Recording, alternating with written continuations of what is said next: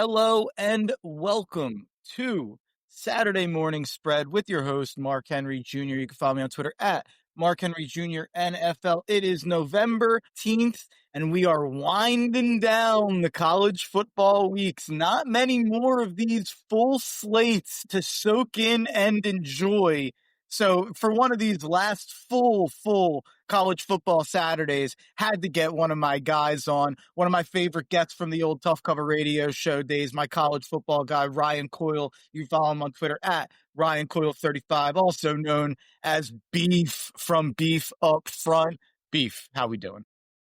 Dude, I say it every week. I think I say it every year, but this has to be the quickest college football season I can remember. It's here, it's there, and it's gone. Like, looking at the schedule this week, I'm like, teams are about to play their 10th game of the season already. It's insane. It's disgusting. But the one silver lining, I guess, is the season gets extended because of the playoff. You'll get more meaningful games kind of down the stretch and whatnot. But it's sick that we're already here, that we're already at this point of the season of we're in do or die mode. But, like, I do love the part that there's more games that matter right now. Like, Oklahoma right now versus Alabama this week with 2 losses, that game still matters a lot. Before, that would not matter at all.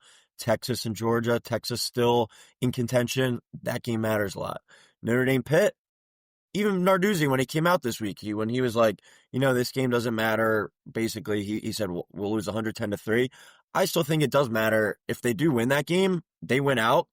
I forget off the top of my head who their other 2 games are, but those are 2 quality wins. Miami and Georgia Tech. Yeah, like, those are 2 really, like, if they go 10-2, Pitt, like, they're at least going to be hosting a game. So all these games still matter down the stretch. It's very important, but at the same time, I'm also a little bit sad.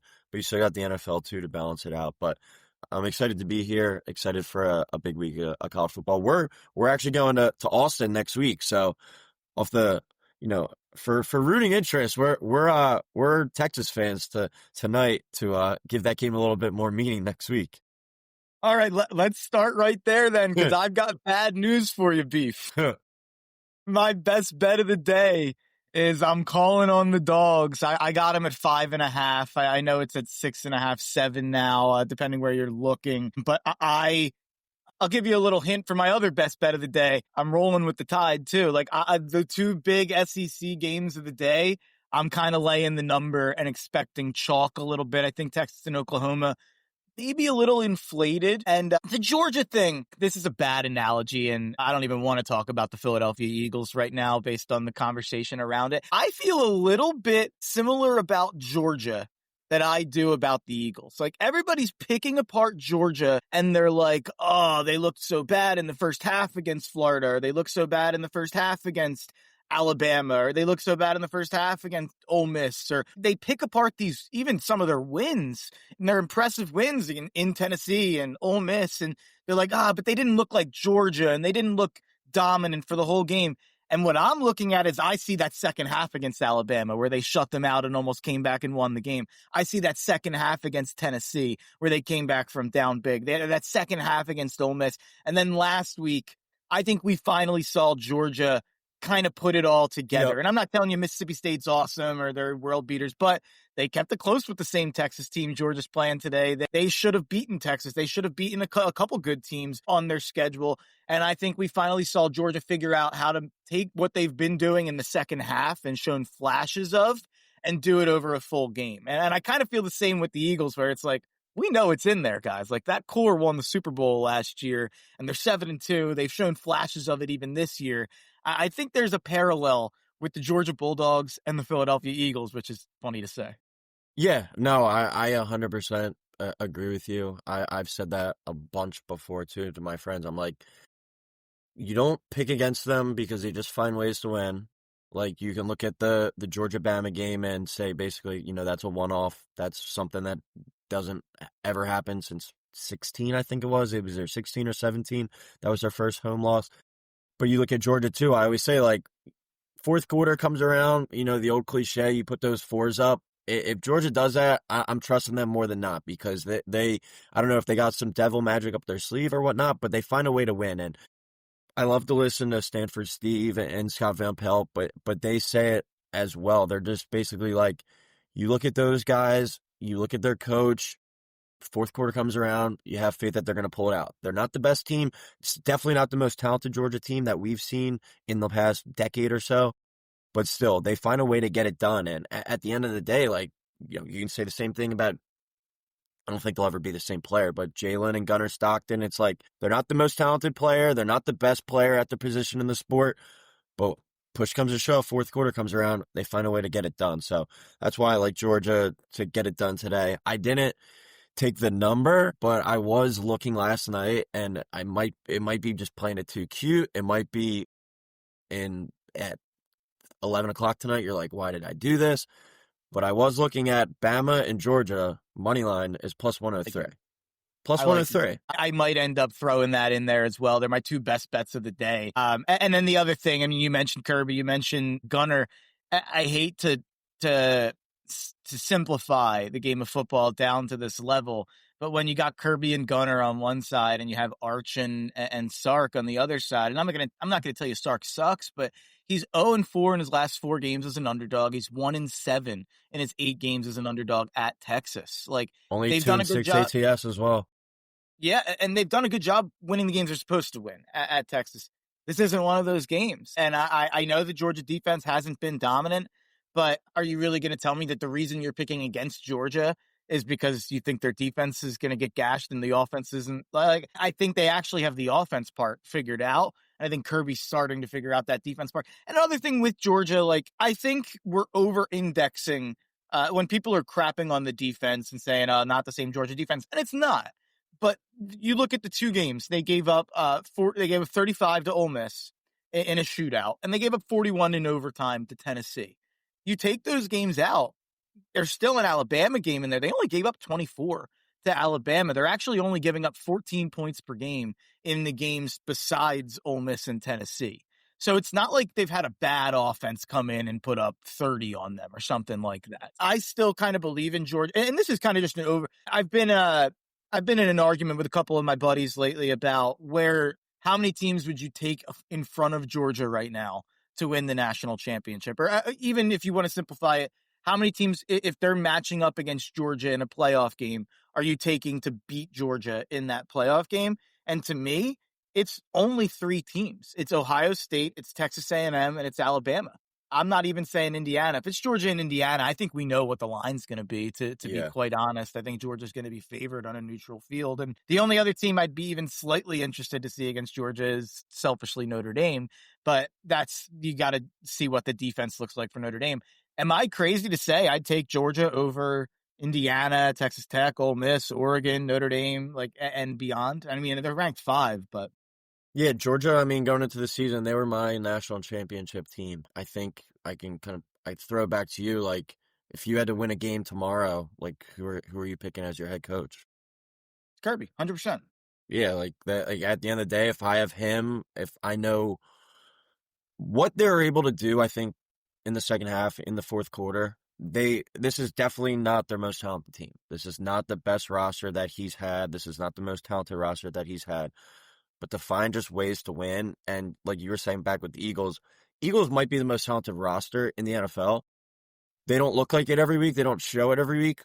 But at the end of the day, what do? They find a way to win. And Georgia's done that. Georgia has found that way to win. And that's what matters most. And you're not every season going to be the most talented team, but Kirby's still able to get the most out of those guys. And also, I think the biggest thing last year, Texas in those 2 matchups against Georgia could not block Georgia for anything. Like, Georgia was just ransacking their offensive line, and that Texas offensive line last year was better. I'm not saying this Georgia defensive line is going to be able to do the same damage, but I think the way that they work together, the way that Kirby and that defensive staff, they definitely have something on Sark and that offensive line that I think can get to them. So those images stick out to me. I remember exactly where I was watching both those games last year, and it was just like, what the hell? Like, is this the 2021 Georgia defense playing out here? That's how good that they looked at times. But I think at the end of the day, you just got to have the faith that Georgia wins. Sark as an underdog, too. Like, last year was the first year that Sark ever won double-digit games, too.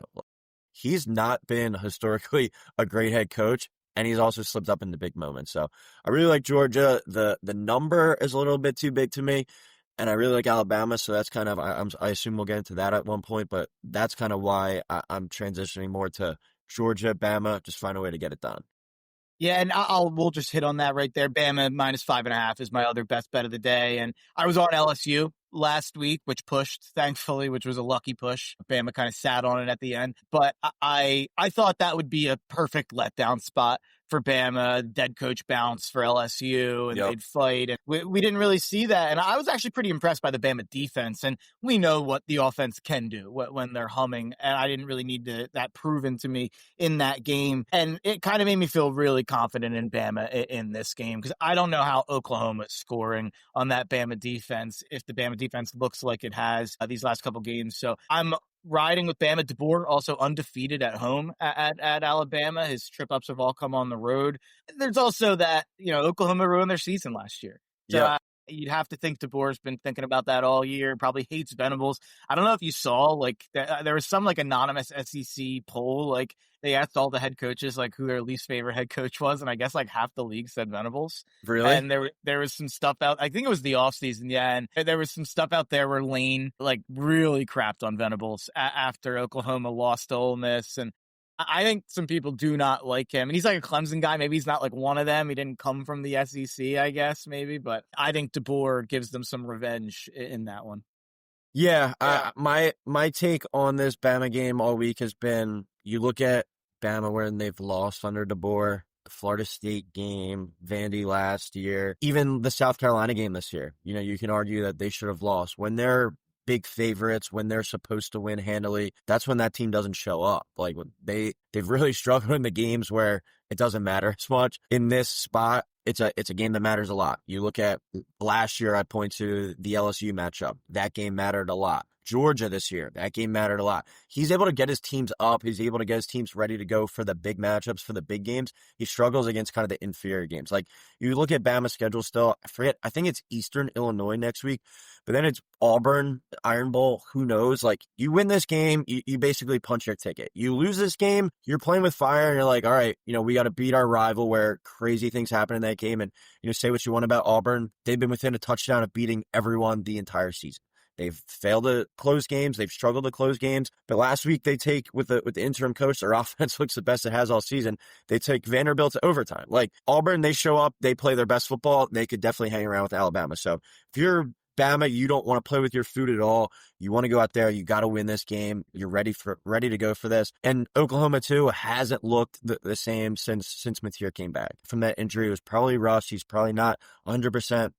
It's a situation where he had to come back. He had to do it for him, his own job, his own professional career. Venables needed him to come back. And I still give Oklahoma some credit, because going into the year, they probably had the toughest schedule in the country. But if Oklahoma finds a way to win this game, they're going to win out. They host LSU. They host Missouri. So it's a huge, huge game for both teams. Elimination game, I think, for Oklahoma. I do like Bama. But it's also am I that comfortable with laying the number? If it was 3.5, maybe so, I would probably do it. But that's where I kind of go back to revert where, I just think those two teams are going to win with Georgia and Bama. Parlay them on the money line, plus 105, I think it is, what I took it at last night. I think that's just kind of where I'm leaning towards. But if you made me make a pick on the number on both of those games, I would side with you with the 5.5 and the 6.5. And then certainly the most important game to me, and the most important game in my heart, the game where College Game Day is right now, Notre Dame at Pitt. I'm going with the over here. I'm still not fully sold that Notre Dame's defense is fixed. I think Chris Ash is more like Chris Ass, if you ask me. I think he absolutely sucks. I hope Golden gets fired pretty quickly from Cincinnati and comes back home next year and fixes the Notre Dame defense. Yeah, that's like a breakup where both sides lose. Both sides downgrade big time. Al Golden and Notre Dame was perfect together, and then they both, went out there and found each other like force. It's a bad breakup from Al Golden and Notre Dame. I'm still going with the over. I got 53.5. To be honest, I don't know why I didn't consider this before I bet the. I grabbed it at 53.5 on FanDuel when it was 55 elsewhere, 54.5 elsewhere. So I grabbed it to just lock it in. I don't know why I didn't think about this, and I'm usually more of a team total guy anyway. I probably would have rather just went Notre Dame team total over 33.5, to be honest. Um, but I'm going with the over. What are your thoughts on both sides of that? Yeah, I was listening to, I'll be honest, when I listen to our guy Rico on Pick'em, I usually don't listen for the football takes, the football analysis, more so just like a couple laughs for an hour on like a Wednesday or Thursday, whenever it comes out. But he was touching on it. These are two really good rush defenses, but two defenses that have struggled against the pass. And you look at Carr and pardon my forgetting the Heinzel. pick. Yeah, the two quarterbacks that can really sling the rock. So I think these are two teams that are going to air it out this week. Rico was touching on it. I thought best where he was like, both these rush defenses are really good. If they're going to want to score the ball, it's going to have to be through the air. So I am looking for these teams to throw the ball. If I was making a play in this game, it's probably a stay away from me. Like, I don't know how much I'm buying into the Narduzzi coach speak or kind of whatever he was going into. Probably staying away from it. But if I was going to make a play, it probably would be the over two. Notre Dame, I think the defense has definitely came around in the past few weeks. But you look at that Pitt offense since this freshman quarterback took over, they've really taken off. CJ Carr has gotten more and more comfortable throughout the season as well. And like at the end of the day, how much does Pitt show up? Like Notre Dame, like you were saying, they could maybe almost get the at least the team total for sure, but maybe even close to the total themselves if they put up a 40 spot. We've seen Notre Dame really be able to score in some situations this year, but they've also had a few games where they've laid some duds. It means a lot more to them. They're definitely coming out to play. Like you were kind of saying, I would probably lean towards just taking Notre Dame team total at the end of the day, but I do think Pitt's going to have to throw the ball from behind a lot as well. Yeah, I agree. Let's on the rest of the slate. Let's kind of go rapid fire here for the next like 5 to 10 minutes. Any other slate or any other bet on the noon slate for you that has your eye? Noon slate. I do like the USF Navy over. I think USF. I lean that as well. Yeah, kind of just an auto bet there for that over. I don't believe Horvath is going to play. If he does play, I would be surprised with that 10.5 number, but USF, they could put up 45 themselves for sure. That Navy defense, we saw it last week against Notre Dame. We've seen against Temple, I think they allowed 30. USF is going to be able to score. They're going to be able to go up and down the field. And I kind of like Arizona Cincinnati over as well. Cincinnati has been one of the surprise teams in college football this year.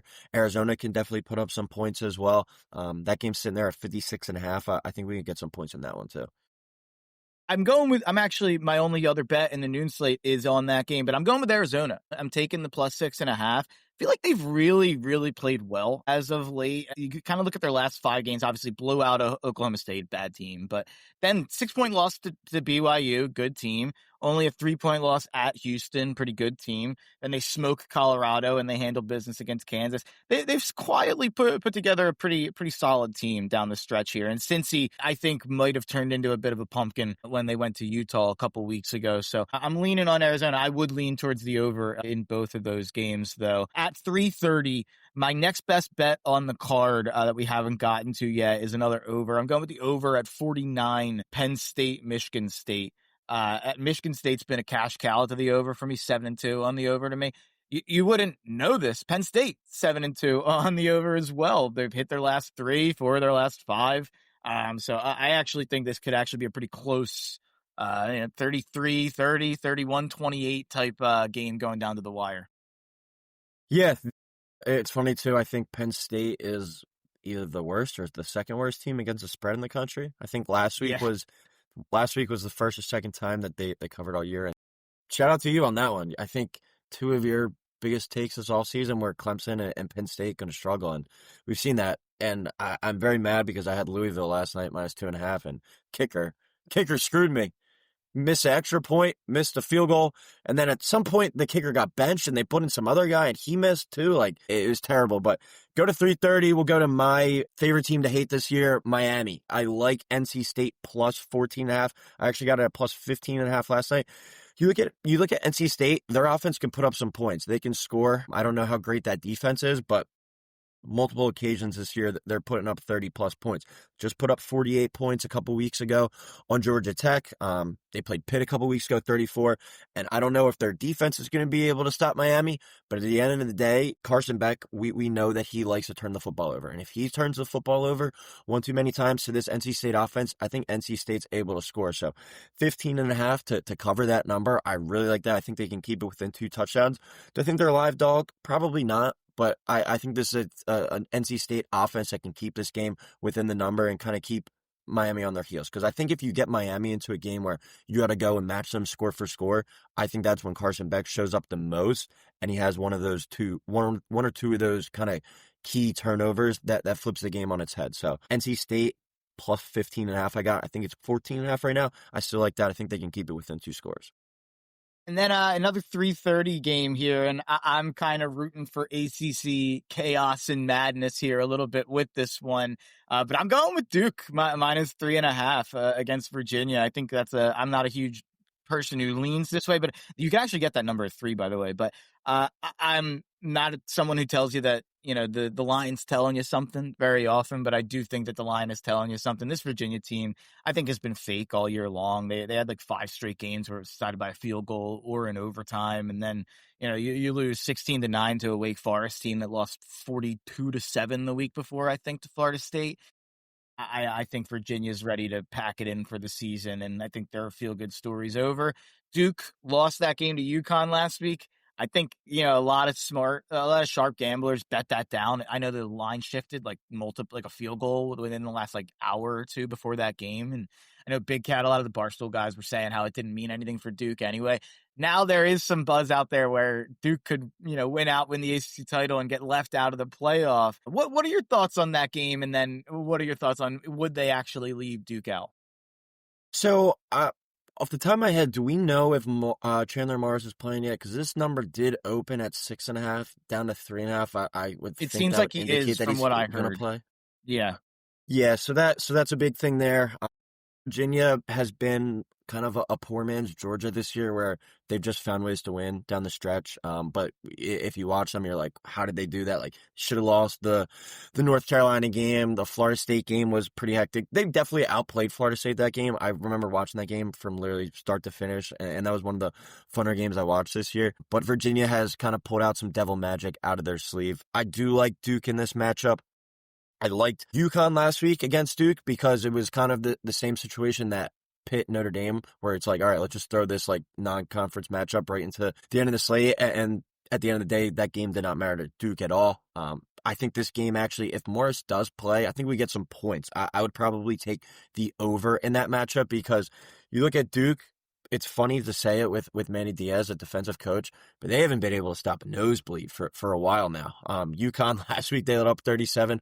I had the over in the Clemson Duke game 2 weeks ago. That game hit by the over in that game hit by halftime.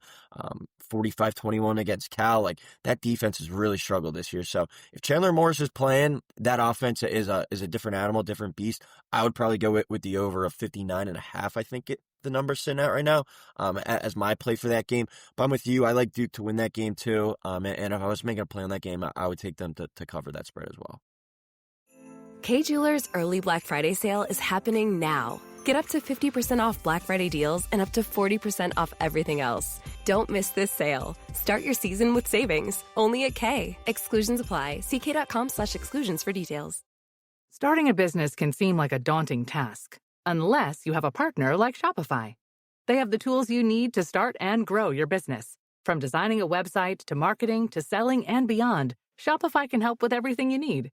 There's a reason millions of companies like Mattel, Heinz, and Allbirds continue to trust and use them. With Shopify on your side, turn your big business idea into... Sign up for your $1 per month trial at shopify.com/special offer. This is or actually, let me run down the last 3:30 game. I don't have a play on this one. I lean USC. Iowa at USC. USC is a 6.5-point favorite. A lot of rain coming today, which I don't like to hear for USC. I feel like the sloppier, the better for the Hawkeyes. Yeah. So, but any read on that game? And are you taking USC seriously at all as a team that could run the table here? All 3 games I guess all Because UCLA is an easy game. Their next two games are both pretty tricky here. Iowa at home and then obviously at Oregon. Where they're going to be a dog next week. Do they have any chance at finishing 10-2 here? And I think if they go 10-2, they're probably in. Yeah, if they go 10-2, I definitely think they're in. It's funny to just look just for this matchup, like Iowa, your brain is just conditioned to take the under. USC, your brain's just conditioned to take the over. So what do you do? It's kind of one of those, like, maybe just have some fun and do a personal challenge on this one. Go with your gut. But yeah, I think if USC makes it, or excuse me, if USC wins out, they go 10-2. That'll include wins over Michigan. Michigan won't have a chance to get in at that point. They're one loss. Illinois on the road, that was a tough game. And then Notre Dame, most likely if they win out, they're going to be in as well. So you look at the Illinois matchup, who was ranked at the time, really tough game, came down to the wire. And then the Notre Dame game, a playoff team. You win the rest of your games 10-2, but like you look at their resume, not that great, but they do have a really good chance to entice that or enhance that down the stretch here with Iowa and Oregon. And, say what you want about Iowa, broken record, the same situation that we've seen for how many years now, but that's still a damn tough team to play. Like Indiana, other than, I guess, Penn State last week, that was probably their toughest game of the season. I think Oregon last week gave gave Oregon a really tough battle last week. If USC goes 10-2, I would have a tough time keeping them out. I do like them to win this game, but I'm not going to put 6.5 on them. Iowa could take that game down to the stretch. We could see that very similar to last week and keep it within that number. I think I might do a personal big cat challenge of taking the over in this one and seeing if we can get over the hump. But this is a pretty scary game for me that more likely than not, I'm just going to not going to wind up touching. Yeah, I'm in the same boat. I think that's a great breakdown on that one. I'm going to hold my nose here. I'm holding my nose and I'm taking 32.5 points with the UCLA Bruins. I'm taking UCLA plus 32.5 against Ohio State. Ohio State only beat Purdue by 24 last week. Is Ohio State even, do they care about winning this game by 33? Like, they're not Kurt Signetti, who comes out here and wins 73-7 for some style points. Like, I think Ohio State's going to get up 21-0 and kind of chill at that point. Maybe this is where I get banged here because Sayan goes for the Heisman for some style points or something like that. But yeah, you're right. I never take 32.5 points and take big dogs like this. But UCLA plus 32.5. Am I crazy? I don't think you're crazy. It's another situation where I don't think the numbers at 34.5 now, apparently. Yeah. It's a situation where I don't think I'm going to touch it. Gonna dabble in that space just because, like you were saying, like, do they rest the guys at halftime? And, you look at next week, they got Rutgers and then it's the Michigan game. Like, are we kind of just, speed walking through these next couple weeks to get to that? But it's funny, just like off the record, looking at Ohio State's schedule, they had the win over Texas and they have the win at Illinois. Those are the only two ranked matchups this year that they've had. Like, I'm interested to see this Ohio State team, just kind of talking big picture. I saw Orlovsky talk about the other day, like, what does this Ohio State team look like when they're down 4 in the fourth quarter and they need a touchdown drive? Like, we haven't seen it all year. They haven't really played, and you could give the credit to them for beating up on everyone. But do we really know how good this Ohio State team is? Like Julian's saying, he's looked really good. And the receivers are really good. The defenses look really good. But we haven't seen them in a clutch moment. We haven't seen them in a big moment. It's still a young quarterback. Does he fold under pressure against a big-time opponent? Does he do it against Indiana in the Big Ten title game? Does he do it in the college football playoff in that first game after the bye? Very intrigued about Ohio State still. I'm not completely 100% sold on them. But, showing up in a game like today and absolutely dismantling a UCLA team, might give me a little bit more kind of confidence in them if they're able to just go out there, take care of business. Because say what you want about Indiana, but that's what they do. They show up and they beat the brakes off of these inferior teams. Can't get that Iowa game out of my head with Indiana. That's the game that holds me back with Indiana. I mean, last week too, a dead Penn State team, and it comes down to a heroic catch at the end. I loved Indiana last week, but it's the way college football goes sometimes. Crazy. Yeah, I've got Mississippi State plus 7.5 at Missouri at 7:45. That's just like it feels like too many points game to me. I don't have much on it. Yeah, I mean, Mississippi State before last week, I want to say they were 8-1 against the spread or something Yeah, last 8-2 week. now, yeah. Yeah, last week got blown out against Georgia. They've been one of the better ATS teams all week. How do they, I think, kind of bounce back from that game? And Missouri, too. Like, Missouri, their season's over now. What do they look like? What kind of condition are they in? And they're playing a young quarterback. If I'm making a play in that game, I'd probably actually going over 51.5. Mississippi State's defense has not been able to stop anything. And Mississippi State's been a fun team to watch and bet on this year. Like I was saying, if you bet them, you're 8-2 against the spread if you took them every game. But they're able to put up some points, but not able to stop a nosebleed. I really like that coach. I'm interested to see how long his leash is down there, because you can see that they're close, but at the same time, like, power rankings wise, that they're probably at the bottom of the SEC. So I'm actually going to ride with the over 51.5 in that game. I think we see some points in that one, but keeping that within a touchdown, I think that's definitely a possibility too. Drink might have a foot out the door there Yep. too for Mississippi State backers. Might be positive. I don't have anything on this game, but just feel like another foot out the door thing you have to bring up. A lot of rumors with Lane looking at real estate in Gainesville, potentially. It looks like there might be a contract pretty ironed out already. And Florida is taking a trip to Oxford to play Ole Miss. Ole Miss an 11.5-point favorite. We can get to the Lane thing. Trinidad Chambliss, in my opinion, is not being talked about enough. And I don't think he's being mentioned in the Heisman race enough. You look at him on the odds, he's like 40-1 or whatever he's at, and he's like 9th or 10th.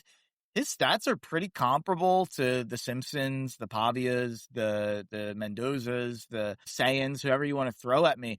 I kind of think he's right with those 4 guys. And if you wanted to tell me you were ranking those 5 guys anyway, I wouldn't bat an eye. Chambliss has similar stats in less games. Yeah. He doesn't have. I was going to say that's my thing. Like the amount of games played probably getting held against him. That's what I think say. it should benefit him if he has like the same stats in less games, and he didn't play as many cupcakes at the beginning of the year. Like Austin Simmons had 1 or 2 of the cupcakes at the beginning of the year where he would have even put up like even bigger numbers in that Ole Miss offense. But I don't think people are, and it's a shame because I actually think because of that, maybe I could take Ole Miss more seriously in the playoff than I think most people are willing to. But with Lane having a foot out the door, it really does make things weird. Yeah, I've said it for probably, I think maybe since Chambliss kind of came into the fold as a starter, like, that's up there for the story of the year in college football. Like, to come from a Division II school and transfer to an SEC school and take them potentially to their first ever college football playoff, like, that's as cool as it gets in college football. Basically a guy that made it out of the mud, got to Ole Miss, got to the SEC, still went there, signed up basically to be the backup. Austin Simmons gets hurt, and then he kind of Wally Pips him. That's such a cool story to me. He's been a really fun, really exciting player to watch. Florida gave Ole Miss some trouble last year, though. Remember this exact weekend last year, I think Ole Miss was probably a 90% chance to make the playoff. They go to the Swamp and they lose. Different environment this week, obviously hosting them. Lane, does he want to go to Florida? It's a lot of storylines, but this team I think is a little bit more focused than last year. They would slip up a little bit too much. Florida is a dumpster fire right now. DJ Lagway, I didn't even watch that game last week, but I heard earlier this week that he got benched last week. Like, what the hell is going on down there? Lagway's probably out the door too. You lose to Kentucky, I can't take you seriously. I'm taking Ole Miss minus 11.5 there. I think I lost you there at the end, but yeah, got you back. You got me now. All right. Yeah, that wraps it up anyway. That concludes our college football breakdown. Beef, go enjoy the Saturday. We don't have many of these left, man. And this was supposed to be Beef and our buddy Nikki McClay, but I think Nikki McClay joined the fray too much. Yeah, I don't know what time McClay went to bed, but that my alarm was set. I was ready to rock. Whoa, breaking news, actually, from Pete Thamel just now. James Franklin and Virginia Tech in early talks about him becoming football team's next head coach. Brandon Walker's been saying he's waiting on Florida State to see if he's going to get Tallahassee. Any reaction to that before I get you out of here? I think it's a good fit. I did see him the other night, too, down at Old Dominion, so he might be already kind of looking for some real estate down in that area, but I think that's a good fit. If Wisconsin opened up, I wanted him to go there. I thought that would have been the perfect kind of fit for him. Like, just get Wisconsin back to 9-3 every year, and everyone's happy. But Virginia Tech, in my lifetime, like my football watching lifetime, it's been a spot where I haven't been able to really see that program succeed that much. Like, off the top of my head, like I haven't seen that much. But from everything I've heard, when college football is good at Virginia Tech, it's one of the cooler spots in the sport. So I definitely think he can get that program back to relevancy. You look at the ACC, Virginia, hell, from the gutter this year, does it, Georgia Tech. Like, that's a situation where he can go in there, and he's already very strongly recruiting that area. Being from Penn State, that's an area that he really recruited well, the DMV. So I think that would be a perfect marriage and a pretty cool fit there. Yeah, I totally agree. It didn't seem like Arkansas made sense in some of those rumors that were out there, so I totally agree. But again, go follow our guy on Twitter at Ryan Coyle 35. Beef, thanks so much for coming on, man. Thanks, Mark. Enjoy the Saturday, and go Irish. I'm pulling for him today. Let's go Irish, Beef. And I wish I could pull for Texas for you. But if Georgia doesn't cover, hopefully Texas wins. So that there we go. Awesome. All right, there we go. Peace. Always awesome. Always awesome to have Beef on. You can follow him on Twitter at Ryan Coyle 35. Check out all his stuff over at Beef Up Front with our guy, Nick McClay. Even if Nick was hungover today, we'll have to bring on Nick in the future. It's our guy, Lettuce. We love Nick McClay. We love Nick McClay, as someone out there would say. But let's read off those picks just to summarize them for you. College football slate. 12 o'clock, over 53.5, Notre Dame Pitt for 2 units. Arizona plus 6.5 at Cincinnati for 1 unit. At 3:30, we've got Alabama minus 5.5 against Oklahoma for 3 units. Over 49, Penn State, Michigan State for 2 units. Duke minus 3.5. You can actually get that at minus 3 now against Virginia for 1 unit. Georgia minus 5.5 against Texas for 4 units. That's my best bet of the day. UCLA plus 32.5 at Ohio State for 1 unit. You can get that at 34.5. 5, Mississippi State plus 7.5 at Missouri for 1 unit, and at 10:15, TCU plus 3.5 at BYU. And let's switch over to the NFL slate at 9:30. The Miami Dolphins and the Washington Commanders play one of the ugliest overseas games that I can ever remember. And I'm betting on it. I've got a bet on it. Favorites are 40-14-1 straight up, 34-21 and against the spread overseas. Give me the Dolphins minus 2.5. I think the Dolphins are the better team. They're playing better here. I was really impressed with how they played against Buffalo last week. I think Washington is a dead team walking. At 1 o'clock, give me the Chicago Bears plus 3 at the Minnesota Vikings. That is a 2-unit play for me. And I don't have all these stats. I don't have all these fancy numbers on this. I just believe in the Bears a little bit more than the consensus does because I think Ben Johnson's an excellent coach. I know everybody's my album looked crooked back there. I was making sure my Oasis album was straight up, a little optical illusion. But I think that the Bears are a little bit more real than people are willing to admit. I think Caleb Williams is playing great football in the fourth quarter. Ben Johnson, really good football coach.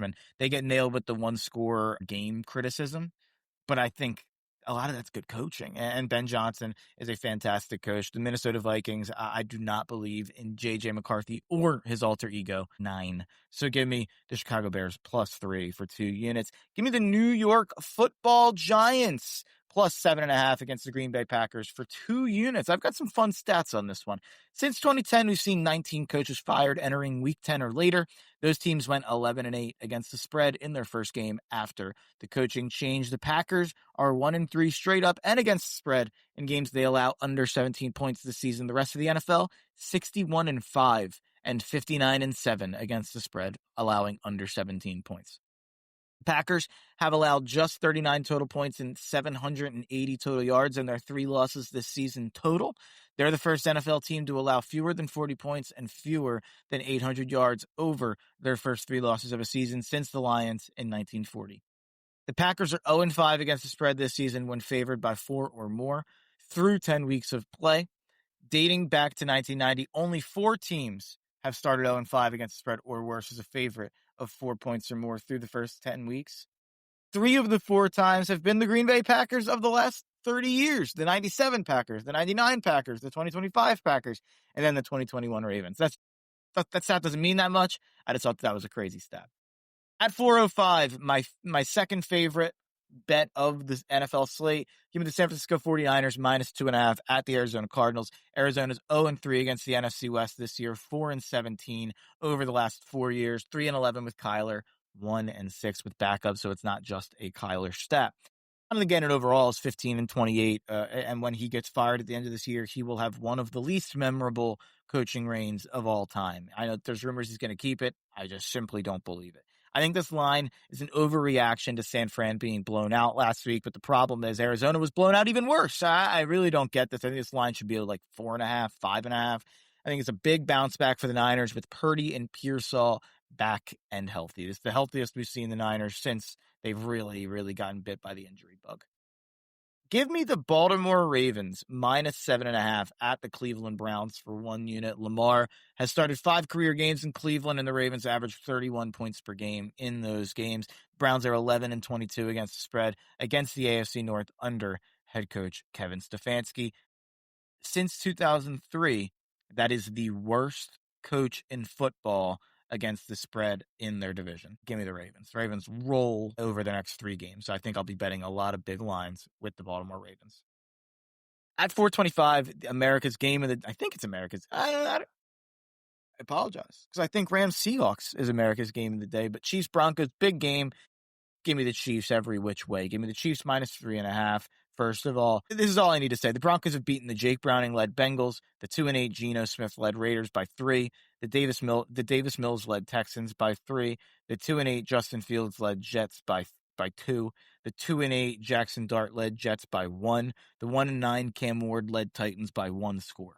They are not as impressive as their record at 8-2. Give me the Chiefs minus 3.5. Also, give me the Chiefs team total over 24.5 for 2 units. The Chiefs have scored 28 plus in 5 of their last 6 games before the Buffalo game. The Broncos defense is good, but they still gave up 32 to the Giants and 29 to the Colts and 27 to the Chargers. So I still think they're capable of giving up plenty of points. So, sprinkle a little Patrick Mahomes touchdown. I forgot to give all my touchdown plays. I'll save this. I'll save my touchdown plays for the end. Sunday Night Football. Give me the Eagles minus 1.5 or 2.5, whatever you can get the line at, against the Detroit Lions at home. The Eagles are 48-9 in games that Jalen and AJ start and finish. That's the only stat I need, Sean, as they said in the great movie Bad Teacher. Give me the Eagles under a field goal against anybody playing anywhere as my best bet of any week. How about that for a little guarantee? Green Bay game proved that the Eagles offense has problems.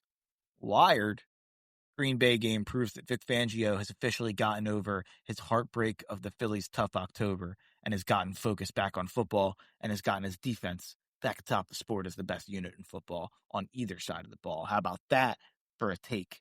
Eagles defense is going to lead this team to the Super Bowl again. Eagles to beat the Detroit Lions. And now let's get to all of my touchdown scorers for this week. I've got 4 touchdown scorers. Josh Allen, anytime touchdown, minus 115 for 1 unit. 2 of the last 3 games, and in 5 of their last 9 games, he has scored 7 total rushing touchdowns.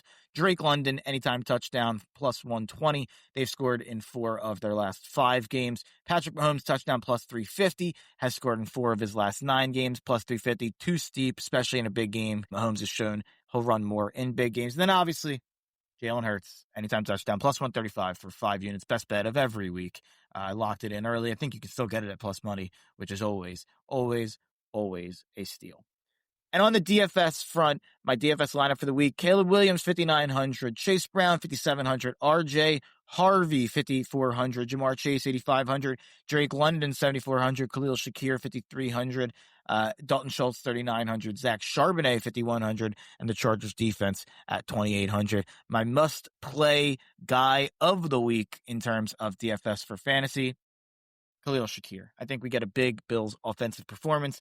Khalil Shakir has been pretty rock solid. Tampa Bay is bottom 10 in terms of fantasy points allowed to receivers. Give me Khalil Shakir. And then if you're big, I love Jamar, Drake, and Shakir. You can kind of mix and match the quarterback, the tight end, even the 3 running backs I have.